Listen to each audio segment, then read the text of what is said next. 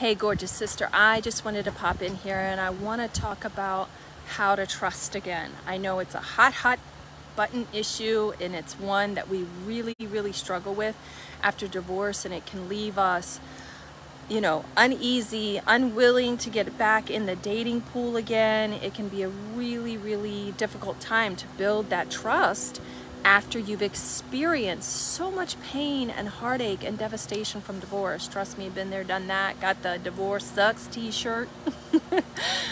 So let me tell you though, I will tell you that, the men, look y'all, the men are having the same issues as you. When I ask about this, they are just as heartbroken and devastated as we women are. And so I see so many men that are struggling with it because they have a lot of the same issues with women of repeating toxic relationships. So it leaves them like, holy shit, like questioning themselves, like, how do I overcome this? Why do I keep picking,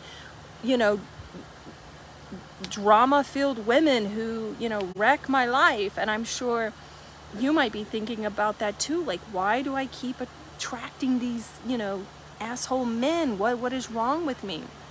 And so if you are stuck with wanting to get back out into the dating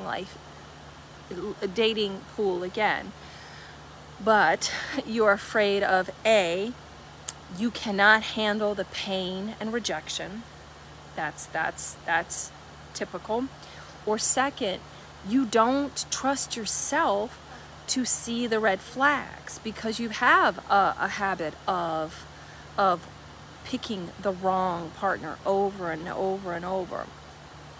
And I am here to tell you there is hope.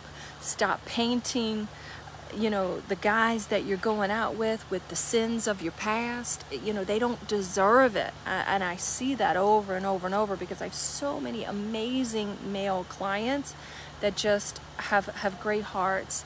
And you know what? They're doing the inner work. There are many men out there that are doing the inner work to become a better version of themselves, to transform their life, and to be a better partner for women. And so I have faith. Please keep the faith.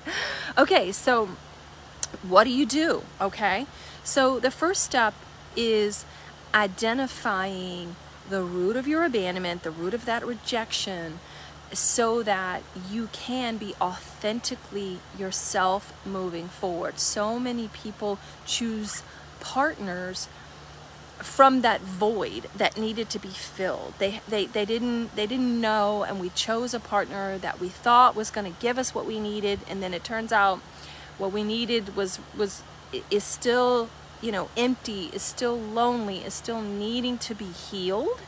And that is very common, and that was totally my issue. Was my abandonment wounds totally sabotaged my relationships.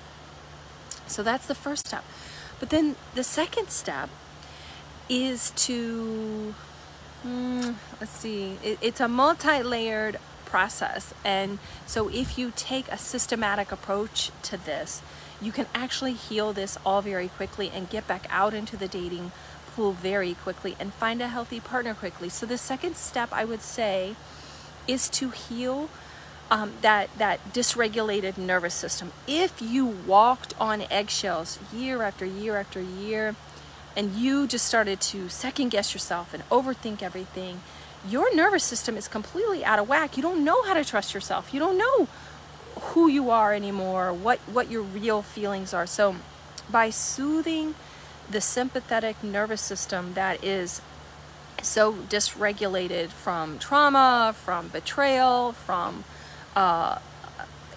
toxic relationships, you can then start to ease into your own intuition, your own inner guidance, and start to learn how to love yourself again, because you can't do it if you're a hot mess and you're totally dysregulated. It doesn't work. So then you've got to take a systematic approach to loving yourself again, giving yourself the self-acceptance, the self-compassion, to owning your self-worth so that you can show up in your relationships as your authentic self and knowing what your authentic boundaries are, because that's something controversial that I say.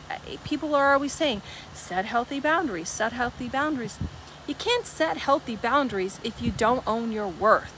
So it's actually backwards. You have to start building your self-esteem and building your self-worth first, and doing that process first.